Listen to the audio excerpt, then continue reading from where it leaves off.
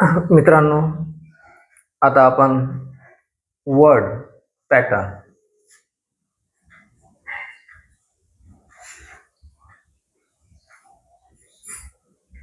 Word शब्द pattern लक्षात ठेवायचं आहे. पॅटर्न वर्ड पॅटर्न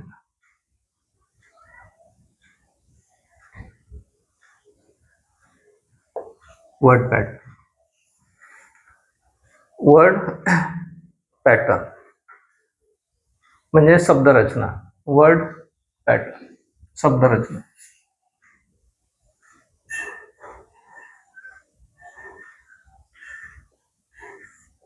शब्दरचना वर्ड पॅटर्न शब्दरचना. काही पालक जे असतात त्यांना मोठी चिंता राहते की गाव नाव गाव पत्ता मुलांना लिहिता यायला पाहिजे. आता पहा की नाव गाव पत्ता ह्या शब्दांच्या माध्यमातून शब्दरचनेच्या माध्यमातून आपल्याला लिहावं लागतात, आवश्यक आहेत. त्याच्यामध्ये कॅपिटल स्मॉल दोन्ही गोष्टींचा वापर करावा लागते. अल्फाबेट आपल्या मराठीमध्ये जसे मुळाक्षरे आहेत, मराठीमध्ये स्वर 12 आहेत, परंतु इंग्रजीमध्ये मात्र स्वर फक्त 5 आहेत. मग आता लिहायचं कसं? त्या मराठीच्या 12 स्वरामध्ये हे 5 स्वर, हे जे 5 स्वर आहेत ए आय ओ यू, याला कन्व्हर्ट कसं करायचं हे समजणं गरजेचं आहे. वास्तविक पाहता मराठीमध्ये काना मात्रा विलांटी उकार यासाठी हे जे 12 शब्द दिलेले आहेत. कोणते 12? तर लक्षात घ्या, जे स्वरांचे जे शब्द आहेत काना मात्रा विलांटी उकार ते शब्द आहेत अ, आ, ई, उ,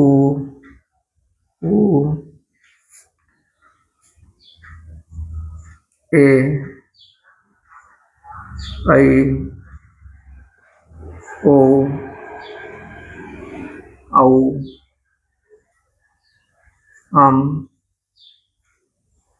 आ. तर ह्या 12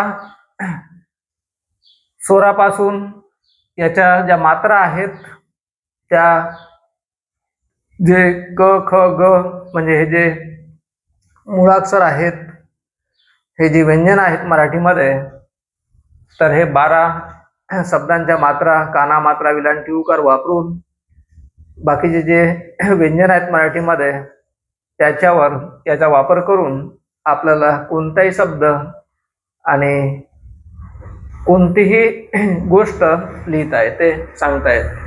पण इंग्रजीच्या बाबतीमध्ये तसं नाही आहे. आता आपल्याला काय करायचं आहे?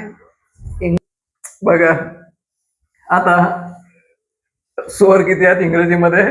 5 आहेत आणि ह्या 5 स्वराला आपल्याला याच्यामध्ये कन्व्हर्ट करायचे आहे.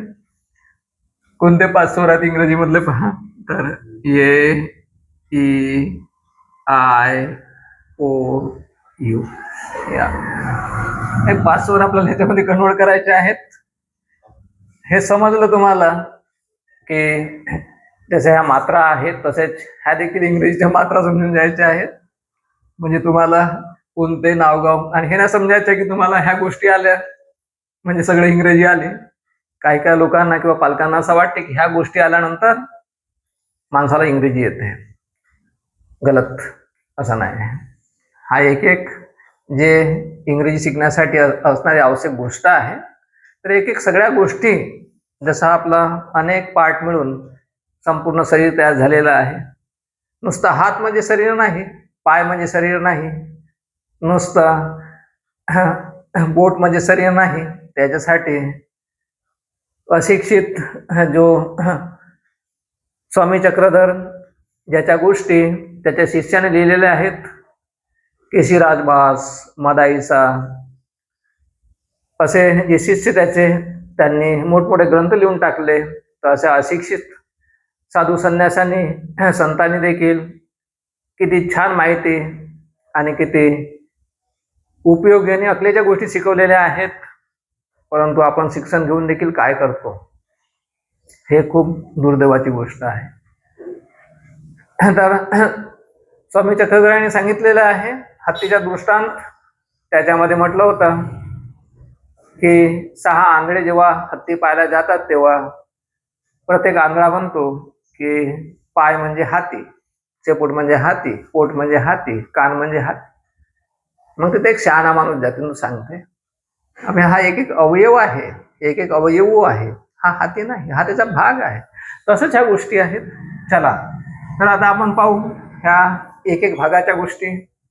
हा जो पहिला अक्षर आहे अ, तर याच्यामध्ये अ लिहिता हा अची जे काना आहे, तसंच हा अस्वर आहे.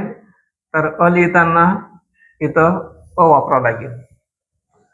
ह्या अ साठी ये वापरावं लागेल. अ साठी आपल्याला काय वापरावं लागणार आहे? ये वापरावं लागणार आहे. आणि हा जो आ आहे त्याच्यामध्ये डबल ए. लक्षात ठेवायचं पहिला अक्षर लिहिताना नावाचा पहिला अक्षर लिहिताना कॅपिटल लिहायचं आहे. कॅपिटल लक्षात ठेवा. नावाचा पहिला अक्षर लिहिताना कॅपिटल लिहायचं. कॅपिटल लिहायचा आहे पहिला अक्षर. इथं आ साठी ये डबल ए असा होतो. नंतर ई जो आहे कोणती लाणी, हे लाणी आहे, तर ह्या लाणीसाठी आय बरोबर लक्षात ठेवायचं आहे. लाणीसाठी आय. आणि मोठी जे आहे हे मोठी इथं येणार डबल ई. नावाच्या पहिले लिहिताना समजा तुम्हाला आकाश असेल तर मग पहिला अक्षर येईल, दुसरा अक्षर स्मॉल येईल. नाही तुम्हाला इथं तुम्ही इथं डबल ए लिहिलेलं आहे. ज्याच्यावरती भर राहते तेव्हा डबल राहायचा म्हणजे प्रेशर तर मग डबल ए. आता आकाश लिहायचं आहे तर मग आकाश असं. परंतु शेवटचा अक्षर जो आहे इथं ये लिहिला जात नाही, श आकाश, तर हा ये लिहिला जात नाही. याकडे पण आपल्याला लक्ष द्यायचं आहे. चला तर डबल ई साठी म्हणजे मोठ्या ई साठी डबल ई घ्यायचा आहे. बरोबर लक्ष द्या. ऊ जो आहे हा ऊ, या ऊ साठी यू घ्यायचा आहे. यू घ्यायचा आहे. यू घ्यायचा आहे. आणि हा मोठा जो ऊ आहे त्याच्यासाठी डबल ओ घ्यायचा. इथं यू घ्यायचा आहे तर डबल ओ घ्यायचा आहे. नंतर ज्याला आपण येची मात्रा म्हणतो, ये साठी येच्या मात्रेसाठी तुम्हाला घ्यायचं आहे ई घ्यायचं आहे. काय घ्यायचं आहे? ई घ्यायचं. नंतर ऐची मात्रा, ऐ साठी तुम्हाला काय घ्यावं लागणार आहे? ये आय. बरोबर लक्षात ठेवा. ए आय. ओ साठी ओच येणार आणि ओ साठी काय येणार? ये यू येणार. ओ साठी येणार ये यू येणार. आता अम जो शब्द आहे अम म येते म्हणून येतं ये यम येईल. काय येईल? ये यम येईल. आणि मग आहे आ.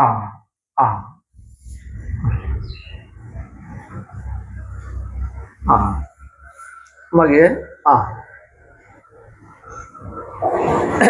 आता बघा तर पहा स्वर हे जे आहेत याला आपण काय म्हणतो? या शब्दांना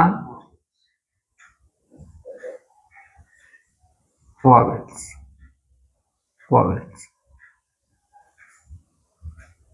या शब्दाला आपण म्हणतो काय म्हणतो? व्हॉवेल्स. आणि बाकीचे जे आहेत त्याला आपण काय म्हणतो? कॉन्सनंट. बाकीचे जे शब्द आहेत त्याला आपण कॉन्सनंट शब्द आहे. कॉन्सोनंट्स काय आहे शब्द? कॉन्सोनंट्स, NANTS, कॉन्सोनंट. कॉन्सोनंट याला सचा उच्चार कॉन्सोनंट्स म्हणजेच व्यंजन. हे जे आहेत हे वॉवेल्स स्वर आणि हे काय आहेत? व्यंजन. हे व्यंजन, हे व्यंजन. ह्या बाकीचे जे आहेत ये ऐवजी सोडून बाकीचे सगळे शब्द काय व्यंजन आहेत. आता आपण क क ख ग घ च कवडी क खडू क गणपती ग असं म्हणावं लागते. क ख ग घ च छत्री छ जहाज डबल्याज टरबूज. हे काय आहेत? मराठीचे व्यंजन आहेत. आता मराठी माणसाला माहित आहे की मराठी शिकण्यासाठी आपल्याला 12 खडी 12 खडी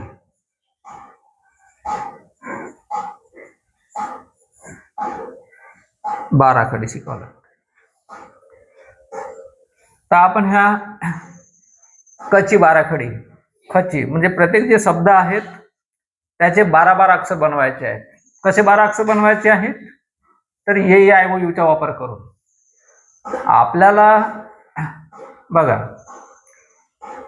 मराठीमध्ये आपण काय करतो तर ह्या 12 अक्षराच्या काना मात्रा विलांटी उकार वापरतो याच्यामध्ये. कसं? तर पहा, जसा क आहे त्याला थोडस खाली घेतो. क का, क का की,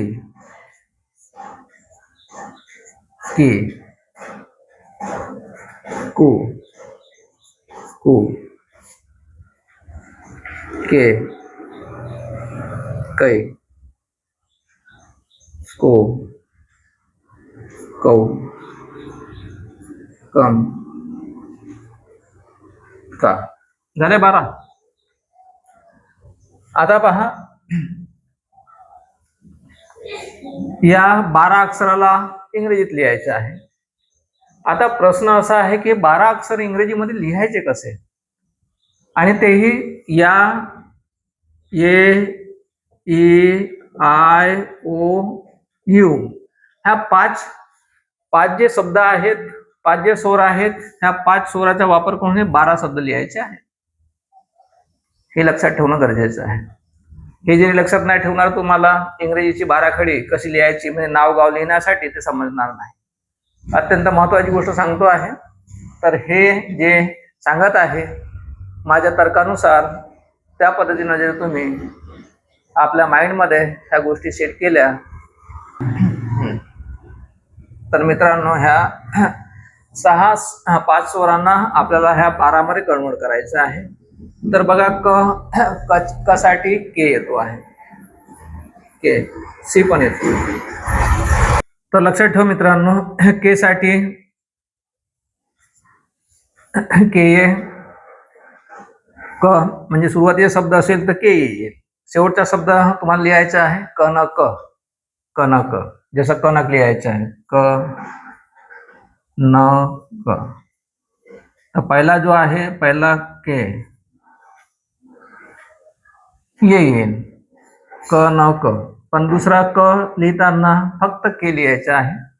थोडसा जे बारकावे आहे ते लक्षात ठेवलं, पहिला अक्षर के ये करायचं, हे तुमच्या लक्षात येते. आता क झालेला आहे, का करायचं आहे. इथं पण क आणि का सेम आहे. बघा तुम्ही क आणि का सेम आहे, त्याच्यात काही फरक नाही आहे, हे लक्षात ठेवायचं आहे. क आणि ह. क का की हे जे शब्द आहेत तर एक लक्षात ठेवायचं आहे, हा जो क आहे नुसता सिंगल के लिहिला तरी क होते, परंतु का साठी मात्र सिंगल क म्हणजे असा नुसता के लिहिला जाणार नाही, तर के येणार. त्याच्यानंतर हा रस्व की आहे, तर हा रस्व जो की आहे, रस्व जो की आहे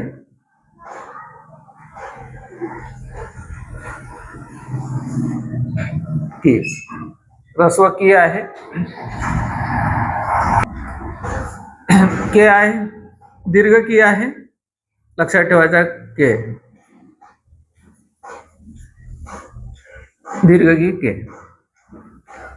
दीर्घ की के डबल ई असं येणार. हा व्यंजन आहे आणि ह्या कला जेव्हा आपण बाराखडीमध्ये म्हणजे एका शब्दाला जेव्हा आपण कन्वर्ट करतो तर प्रत्येक शब्दामध्ये तर के येणारच, कारण की क साठी म्हणजे क साठी आपण के स्पेशल घेतलेलं आहे, परंतु या कची बाराखडी करताना याला इंग्रजीत कसं करायचं आणि या 12 अक्षराचं कन्वर्ट करण्यासाठी म्हणजे के सोबत या कचा 12 अक्षर कमपर्यंत करण्यासाठी या 5च स्वराचा वापर करून हे 12 अक्षर कसे बनवायचा त्याकडे आपलं लक्ष द्यायचं. हा रस्व, रस्व को. नंतर हा दीर्घ को. नंतर हा जो काय आहे के, के जो आहे त्या केचा ई येणार, हा ई के. बरोबर लक्ष द्या. तर के साठी ए साठी म्हणजे के साठी याची मात्रा ई लागते आणि कै साठी लागणार ए आय. हे तर समोरचं पहा इथं वर तुमच्या लक्षात येऊन जाईल. याची मात्रा साठी आपण ई वापरलेला आहे आणि हा कैची मात्रासाठी म्हणजे कै साठी आपण ए आय वापरलेला आहे. याच्यातूनच आपल्याला करायचं आहे हे जे आपण लिहिलेले आहेत 12 मराठीचे स्वर 12 आणि हे जे स्वर आहेत ए आय ओ यू इंग्रजीचे, तर ते 12 जे मराठीचे स्वर आहेत त्याच्यामध्ये हे इंग्रजीच्या स्वरापासून हे 12 शब्द आपण तयार केलेले आहेत, ज्याच्यामुळे तुम्हाला कोणतंही मराठीचा जो शब्द आहे व्यंजन आहे त्याची बाराखडी बनवताना, जसं आता आपण क ची बाराखडी तयार करत आहोत तर तो करायला सोपं होईल. आता ओ आहे, मग इथं काय काय येणार, इथं के ओ येणार, इथं औ आहे, इथं कसं येणार के ए यू, इथं ए एम आहे, मग सांगा इथं काय येणार ए एम साठी, तर तिथं 2 शब्द वापरता येतात, जसं किंवा एन पण वापरता येते. इथं पहा एमचा आहे, ए एम के एम असं नाही होत तिथं लिहिताना, त्या गोष्टीकडे आपण लक्ष द्यायचं आहे. तर कम हा के सोबत ये आलेला आहे, हाच क के ये, तर कम म्हणजे हा क जो आहे हा क आणि हा जो मचा म साठी किंवा न साठी, म साठी किंवा न साठी हा टिंब वापरला जातो. एका गोष्टीकडे लक्ष द्यायचं आहे, टिंब वापरला जातो.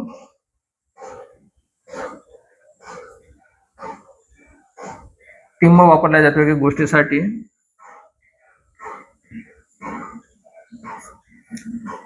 तर क टिंबाचा कम किंवा कन कम असा येणार.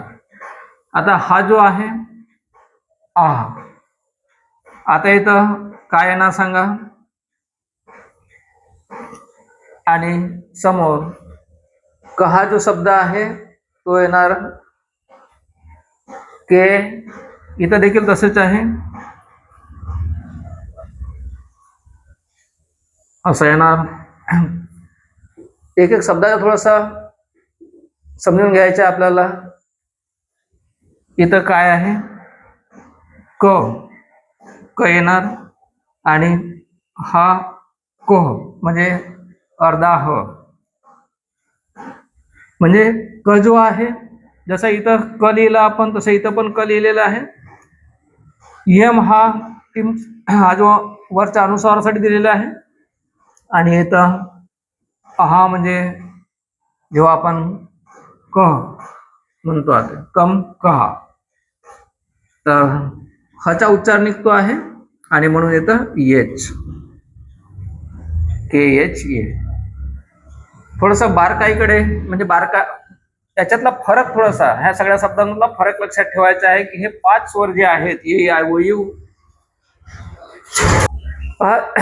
20-21 मिनिटं झालेले आहेत आणि तुम्हाला ह्या 20 मिनिटामध्ये हे 12 खडी स्वर, व्यंजन, ह्या सगळ्या गोष्टी मी आरामात समजून देत आहे. वेळ लागणारच, कोणती गोष्ट काय घाई गर्दीमध्ये शिकता येणार नाही, कारण की समजून घ्यायच्या आहेत एक एक गोष्टी. आणि समजून देण्यासाठी मी स्वतः समजलेल्या गोष्टी तुम्हाला कशा समजतील सोपी शब्दामध्ये, त्याकडे माझे लक्ष आहे. तर या 5 शब्दांचं आपण कची 12 खडी तयार केली. या कच्या 12 खडी जे आहे ते आपण त्या 5 स्वरापासून इथं काय मराठी शब्द दिसणार नाही तुम्हाला. इथं सगळे खालच्या लाईनमध्ये कच्या समोर, म्हणजे ह्या कच्या समोर जे काना, मात्रा, विलांटी कशाने दिलेले आहे, तर या 5 स्वरापासून दिलेले आहेत. हे लक्षात ठेवलं की बाकीचे जे मग शब्द आहेत, क नंतर मग ख आहे, ग आहे, घ आहे, हे सगळे शब्द जे आहेत, हे सगळे शब्द तुम्हाला कोणताही मग शब्द म असो, ये असो, र असो, र असो, ल असो, ह असो, स असो, कोणताही शब्द असो, के असो, अज्ञ असो, कोणताही शब्द असो, तुम्हाला कोणत्याही शब्दाचे 12 अक्षर बनवताना या 5 स्वराचा अशा पद्धतीनं वापर करून तुम्हाला 12 खडी इंग्रजीची तयार करता येईल. म्हणजे इंग्रजीमध्ये, म्हणजे आपले मराठीचे शब्द इंग्रजीमध्ये अशा पद्धतीने लिहिता येईल. ह्याच्यामुळे तुम्हाला नाव, गाव जे काही लिहायचं आहे त्यासाठी तुम्हाला काही शब्दलेखन करावं लागत नाही. तर गावाचं नाव असेल, जसं भंडारा, जिथं आपण राहतो, आम्ही राहतो, तर भंडारा, भंडारा. नागपूर,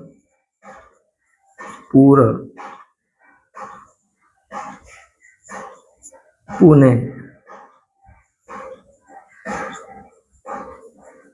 मुंबई. तर असे गावाचे नाव लिहिता येईल. तुमचं नाव असेल, जसं वेद आहे, जसं रोहित आहे, जसं खेत्रे आहे, जसं महेश आहे,